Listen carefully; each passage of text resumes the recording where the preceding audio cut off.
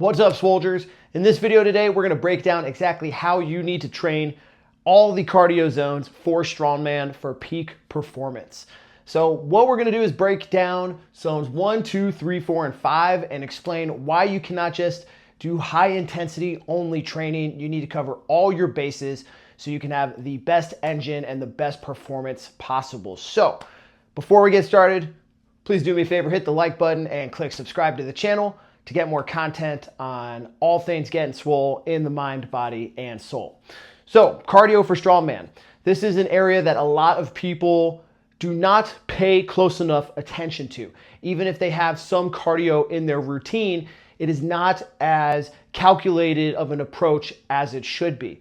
A lot of people just think, oh, well, I'm just going to do medleys or high rep events or this and that to build my engine and work capacity, but there's more involved to it than that. So what we're looking at is training in different intensities of your heart rate zone.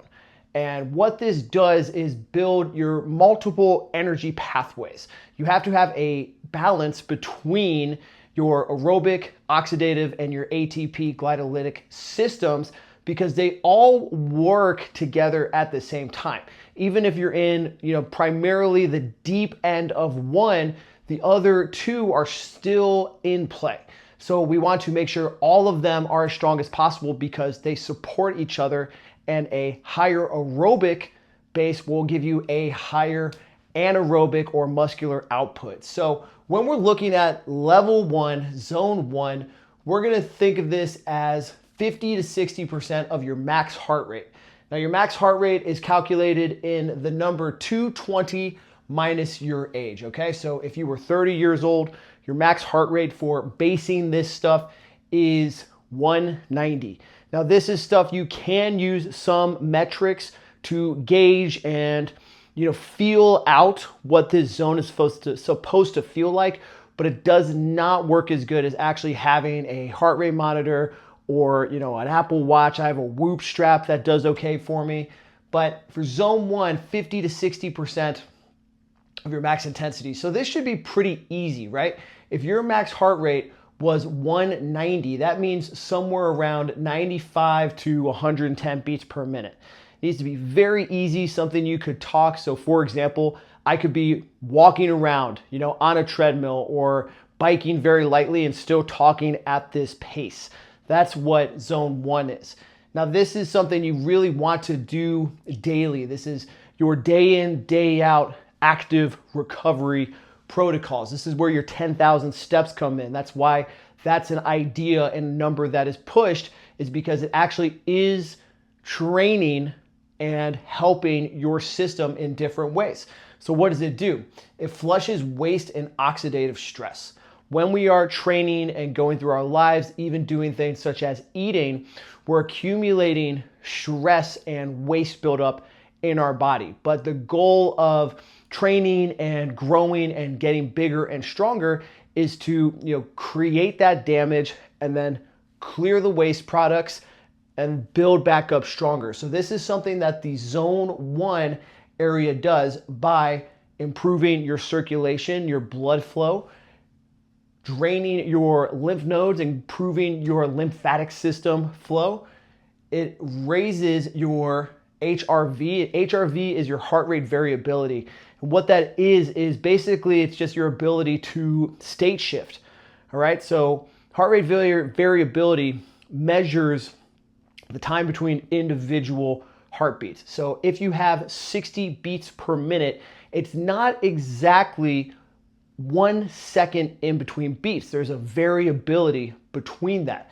And the higher that this number is, the better you are going to be at recovering because it measures more or less your ability to go from a very heightened alert state to a calm state. So this is raising your parasympathetic tone, right? When we're training and doing our strength work, we do need to be heightened and aroused. But in order to recover to our most optimal abilities, we need to take that level down, do things like sleep, eat, digest, right? So that we can build back up. So when we're doing our daily steps or this recovery work, we're moving in 50 to 60% of our max heart rate. This is zone 1 and it gets the job done. It also lowers our resting heart rate, which just gives you a more efficient system head to toe. You're wasting less energy pumping your heart, so more of your energy can go into building up your muscles and this and that, right? So we're gonna take that and go into zone 2. Now this is 60 to 70% of your max heart rate. This is now getting into your aerobic oxygen system, right? Aerobic versus anaerobic. If you don't know, aerobic means with oxygen, anaerobic means without. But typically, anaerobic is like lifting weights, is muscular, right? It gets a good burn and fatigue in the system. So if we're training aerobic zone 2, this means that we're gonna get our body warm, but not to the point where we're really highly fatiguing our muscles. And an internal check that you can do is something that you could talk while doing it, but not say. So heart rate's up, breathing is up. You could have a conversation even if your breath is a little short, right? But you couldn't, sing and get those big deep breaths in and out. Another really good tool for this is nasal breathing, right? It's just an auto-regulation method where if you can still breathe through your nose, even though it's tough, you're gonna be in this zone 2 area. If you have to start going and taking these breaths in through your mouth, then your heart rate and this work is a little too hard. Now, zone 2 is really important, and this is where a lot of the magic happens with all of your cardio conditioning gains and also your strength gains, because it improves everything else, right? This has a greater effect on zones 1, 3, 4, and 5 than any of these other do across channels. And how does that happen? That happens by improving your mitochondrial efficiency and density. That just means it gives every single cell the ability to work harder, right? So whether that's your lungs or your heart or your muscle tissues, they're all going to be able to just put out more work for longer periods, which is going to increase your work capacity. You'll be able to do more in a workout. You'll be able to do more in a week of workouts. You'll be able to do more in a block of workouts and a long-term program. So this is really, really important to work on this stuff because it also improves what's called your lactate threshold, right? Now, your lactate threshold is that feeling you get. Let's say you were doing a medley or some heavy carry, and that burn, that buildup gets so heavy in your quads that you just start stumbling, around, right? That more or less is your lactate threshold. So in order to raise the level of that so we can go harder for longer, we need to work at these lower intensities for 2 to 3 sessions a week.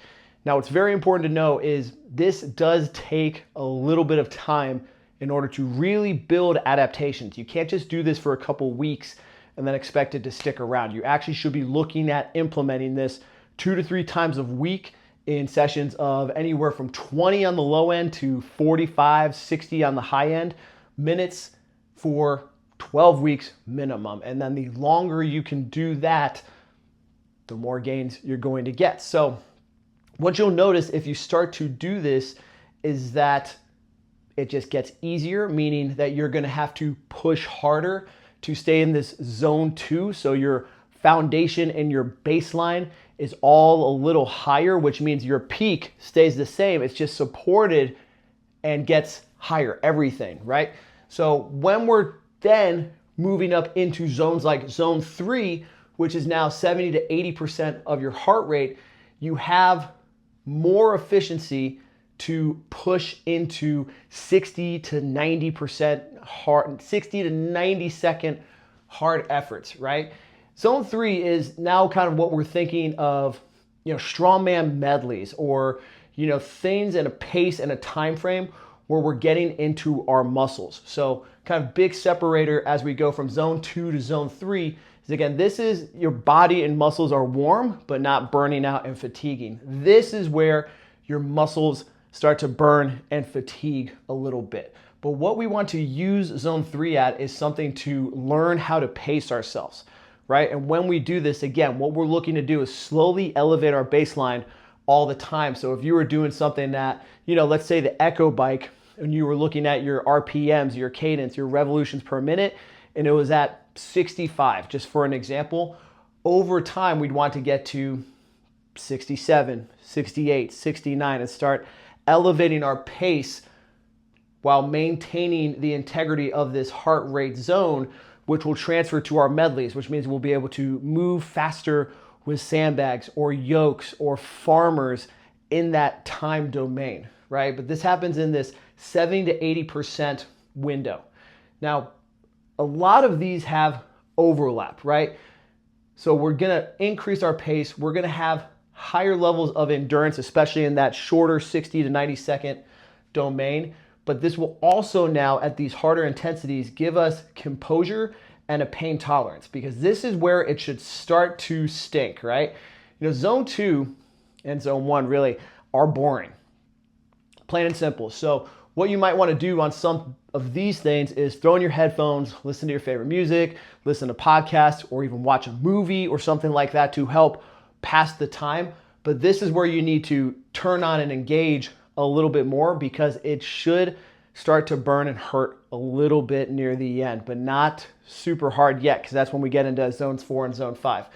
Now, what we want to do to train this is go 1 to 2 sessions a week, 8 to 15 minutes total, and we want generally a 1.5 to 1 ratio of work to rest. So this could be, you know, echo bike, rower, sled drag, sled pushes for like 3 minutes on at a time, 2 minutes off, or even, you know, you could do 1.5, 90 seconds on, 60 seconds off.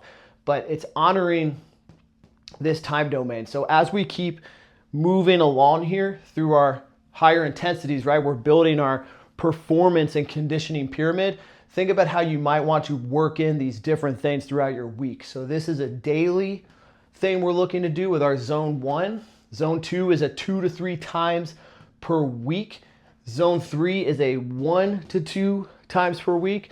And then zone 4 is also going to be a 1 to 2 times per week session that you want to do. But this is now 80 to 90% where our pace is a lot higher. This needs to be hard. So I want you to think about when you've had max rep events where maybe you're getting 10 to 12 hard fought reps over the course of a minute. This is where we're looking to be at in zone 4, right?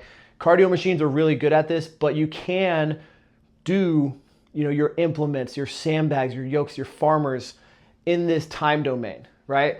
Like cardio machines and just your body weight is better on the lower end, but once we start building up, it is okay to get a little bit more strongman specific with some of this, but I do in general like to recommend to people do those cardio machines. Anyways, what this does is also raise your lactate threshold. So like we were talking about earlier with zone 2, zone 2 raises your lactate threshold kind of in a like long-term view, right? So if you were to do 2 leg days or 2 lower body days a week, you know, you're going to have better recovery from day 1, you know, to day 3, if that's how you lay them out and clear all this waste out. But zone 4 will do a lot more in the middle of a set and in workouts, right? Because you're just training your body's ability to shuttle blood flow, nutrients, oxygen quickly and efficiently through your system.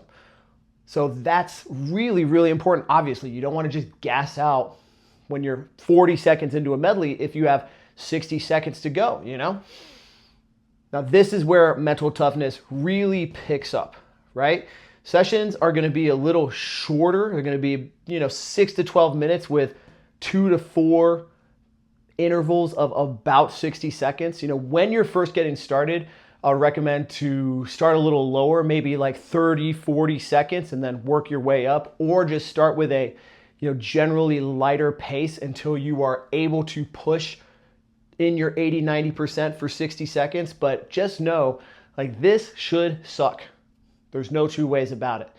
But the reason we are, you know, going through these in the order that we are is, while this is very important for strongman, I really want to reinforce that you have the ability to push harder for longer and then come back to do it again later in the week, or even if you're doing once a week, do it the next week over and over and over again. You can keep going for weeks, months, years when you have this aerobic base. Okay, so what happens to a lot of people when we're getting into zone 4 and zone 5 is, this has happened to me, by the way, where you work really hard for a couple weeks and actually just toasts your system, and it's hard to get back on the horse and do these again.